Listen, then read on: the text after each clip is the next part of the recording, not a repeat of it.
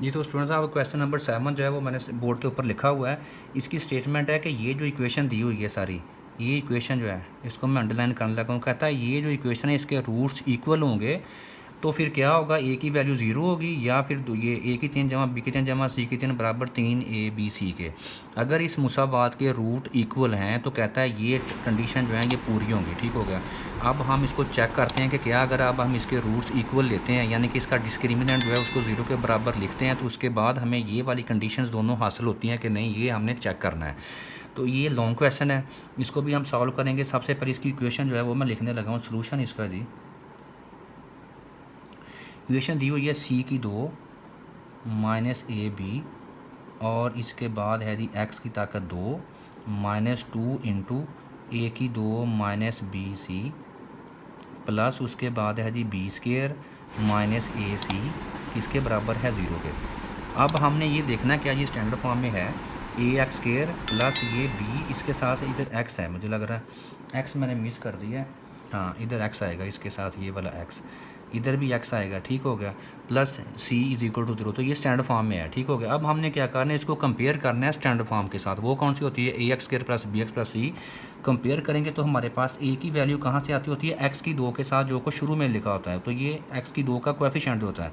ए की वैल्यू आ जाएगी सी की 2 माइनस ए बी। ठीक हो गया, ये हमारे पास ए की वैल्यू आ जाएगी। उसके बाद बी की वैल्यू क्या होती है, एक्स के साथ जो कुछ लगाता है, एक्स के साथ जो टर्म होती है, एक्स के साथ जो कोएफिशिएंट होता है, तो ये आ जाएगा मेरे पास -2 इंटू ए की ताकत 2 माइनस बी सी। ठीक हो गया, ये किसकी वैल्यू आ जाएगी, बी की। उसके बाद सी की वैल्यू कितनी है मेरे पास, सी की वैल्यू एंड पे जो एक्स के बगैर टर्म होती है, कांस्टेंट टर्म होती है, वो है मेरे पास बी की 2 माइनस ए सी। ठीक हो गया। ये मैंने ए बी और सी की वैल्यूज़ क्यों लिखी हैं मैंने, क्योंकि इसके बाद हमने वो वाली कंडीशन जो है, वो वाली उसकी जो दी गई इन्फॉर्मेशन है वो यूज़ करनी है कि इसके रूट्स क्या हैं। ये इस कंडीशन, ये जो इक्वेशन है इसके रूट्स इक्वल होंगे तो क्या होगा, इक्वल होंगे तो ये वाली दोनों कंडीशन निकलेंगी। इसमें से निकालते हैं जी। अभी हम क्या करेंगे, as roots are equal, as लिख लें या if roots are equal, if roots are equal, यानी कि अगर रूट्स इसके इक्वल हैं तो इसको इस कंडीशन के ऊपर सेटिस्फाई होना चाहिए। किस कंडीशन के ऊपर, तो डिस्क्रिमिनेंट जो होता है वो किसके बराबर होना होता है, ज़ीरो के बराबर होता है। ठीक हो गया। रूट्स इक्वल की सूरत में डिस्क्रिमिनेंट ज़ीरो होता है। तो डिस्क्रिमिनेंट क्या चीज़ होती है, इसको, इसका नाम क्या होता है, बी की ताकत 2 माइनस 4 ए सी, इसको हम डिस्क्रिमिनेंट कहते हैं। तो ये किसके बराबर आ जाएगा, ज़ीरो के। अब हमने क्या करना है, ये ए बी सी ये वाली वैल्यू जो है इसमें पुट करनी है, ये जो हमने लिखी है। ठीक हो गया। उसके बाद अब हम जब वैल्यू पुट करेंगे तो बी का स्केयर, बी की ये सारी वैल्यू है मेरे पास -2 इंटू ए की ताकत 2 माइनस बी सी। ठीक हो गया, माइनस बी सी। बी की वैल्यू जो है, ये बी की वैल्यू, इसका क्या लिखना है, ऊपर स्केयर आएगा, ये वाला स्केयर। तो जब स्केयर लेंगे इसको मैं ब्रैकेट में बंद कर दूँगा। इसकी वजह ये कि -2 का स्केयर भी साथ होगा, सारी मुकम्मल कीमत का मुरब्बा होगा। -4 इंटू इसके बाद ए की वैल्यू, ए की वैल्यू है मेरे पास सी की ताकत 2 माइनस ए बी। ठीक हो गया, -4 ये बी स्केयर -4 ए, उसके बाद सी की वैल्यू, सी की वैल्यू हमारे पास है बी की 2, बी की 2 माइनस कितना है, ए सी। ठीक हो गया, ये लें जी। ये किसके बराबर है, ज़ीरो के बराबर। और कीजिए क्या किया मैंने, ए बी सी की वैल्यूज लिखी हैं। उसके बाद रूट्स इक्वल की सूरत में डिस्क्रिमिनेंट जो है, रूट बराबर है। उर्दू में अगर आपने लिखना तो क्योंकि रूट इसके बराबर हैं इसलिए जो फ़र्क रहता है वो सिफर के बराबर होगा। ठीक हो गया। तो डिस्क्रिमिनेंट की वैल्यू या फ़र्क रहते की वैल्यू लिखने, फार्मूला लिखने के बाद उसमें वैल्यूज़ पुट किए। अब हम इसको सॉल्व करने लगे जैसे लास्ट क्वेश्चन नंबर 5 और 6 में किया था हमने। तो ये मुरब्बा -2 कितना बन जाएगा, जमा का 4 बन जाएगा, 2 का मुरब्बा 4। उसके बाद अब हमने ये ए माइनस बी का स्केयर, वो वाला फार्मूला, ए माइनस बी का स्क्वायर, ए की 2 जमा बी की 2 -2 ए बी -2 ए बी, तो ये ए की 2 का मुरब्बा कितना बन जाएगा, ए की 4। ठीक हो गया। उसके बाद जमा बी की 2, बी की जगह पे है बी सी, तो ये बन जाएगा बी की 2 सी की 2, ए की 2 जमा बी की 2 -2 ए बी, -2 ये ए है ये बी है, तो ये बन जाएगा ए की 2 और साथ में आ जाएगा बी सी। इसके ऊपर मैंने फार्मूला कौन सा यूज़ किया, ए माइनस बी स्क्वायर, ए की 2 जमा बी की 2 -2 ए बी। माइनस उसके बाद 4 वैसे ही। ये दो टर्म्स मल्टीप्लाई हो रही हैं। सी की 2 को मैं पहले मल्टीप्लाई करूँगा बी की 2 के साथ, तो ये बन जाएगा बी की 2 सी की 2, ठीक हो गया। उसके बाद सी की 2 खाएगा मल्टीप्लाई दरब खाएगा माइनस ए सी के साथ, तो ये बन जाएगा माइनस ए सी और सी की ताकत 2, ये बन जाएगा माइनस ए सी की ताकत 3। अब ए बी की बारी है, ए बी इसके साथ मल्टीप्लाई हो जाएगा, माइनस ए बी की ताकत 3 आ जाएगी। उसके बाद माइनस ए बी माइनस ए सी के साथ ये मल्टीप्लाई होगा तो प्लस बन जाएगा, ए के साथ ए की ताकत 2 बन जाएगी। उसके बाद बी और सी, ठीक हो गया, बी और सी।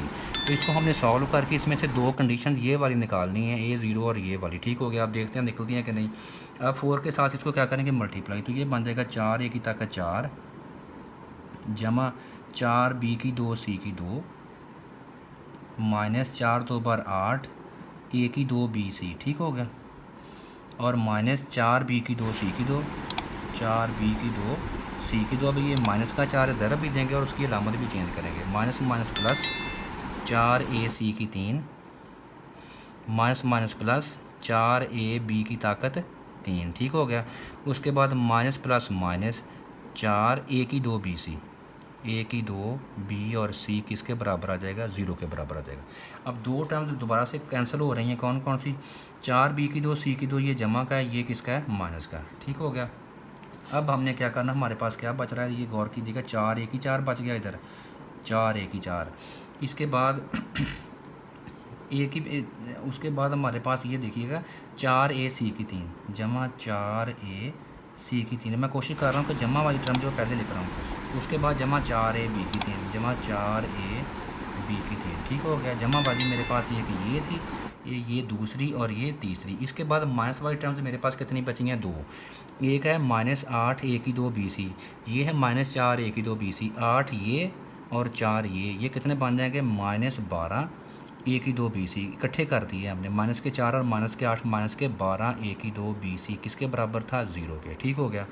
अब गौर कीजिएगा, अब हमने क्या करना है, इसमें से ध्यान में रखिएगा, दोनों कंडीशंस हमने वो वाली बनानी है, ठीक हो गया। अब ये कैसे बनेगी, गौर कीजिएगा। इसमें जो है दूसरी कंडीशन में 3 ए बी सी एक साइड पे आ रहा है, तो अब मुझे नज़र आ रहा है कि इन दोनों में से ये साइड टर्म 4 टर्म्स हैं, इनमें से 4 कामन आ रहा है, गौर कीजिएगा 4। उसके बाद इसके पास ए की 4 है, इसके पास ए 4 और ए कामन ले लिया मैंने, मुश्तरक ले लिया 4 ए, बाकी आ जाएगा ए की 3 बच गया इधर। उसके बाद प्लस, उसके बाद 4 ए कामन सी की 3 आ जाएगी, सी की 3 प्लस उसके बाद 4 ए कामन बी की 3 आ गया, बी की 3, ठीक हो गया। अब 12 को 4 के ऊपर डिवाइड करेंगे, माइनस का 3 आ जाएगा, ठीक हो गया। उसके बाद ए इसके पास 2 थे, एक बाहर चला गया, एक बच गया, ए और साथ में बी सी और किसके बराबर है, 0 के। अब क्या करेंगे हम, ये टर्म और ये टर्म्स आपस में क्या हो रही है, मल्टीप्लाई हो रही हैं, बराबर किसके है, 0 के। तो अब हम दोनों को बारी बारी 0 के बराबर, 4 ए भी बराबर 0 के आ जाएगा।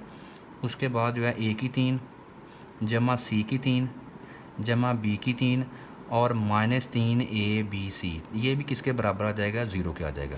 तो ये 4 जो है दूसरी तरफ 0 को डिवाइड करेगा, तो ये कितना बन जाएगा, 0 को 4 पे डिवाइड करेंगे 0 ही आ जाएगा। पहली कंडीशन हमने हमारी बन गई है, ए किसके बराबर है, 0। उसके बाद आप गौर कीजिएगा, दूसरी जो टर्म है कंडीशन, उसमें ए की 3 बी की 3 सी की 3 और 3 ए बी सी दूसरी साइड पे है। तो ए की 3 बी की 3 और सी की 3 हमारे पास हैं, बस थोड़ी सी तरतीब इनकी चेंज कर देनी है। ए की 3 जमा बी की 3 जमा सी की 3, ठीक हो गया। और 3 ए बी सी को दूसरी साइड पे शिफ्ट करेंगे तो ये जमा का 3 ए बी सी बन जाएगा, ठीक हो गया। तो अब ये गौर कीजिएगा, ये देखें पहली कंडीशन और ये वाली दूसरी कंडीशन, दोनों कंडीशन हमने बना ली हैं। इसका मतलब है कि ये कन्फर्म हो गया कि इसके रूट्स इक्वल होंगे, तो ये कंडीशन पूरी हो जाए।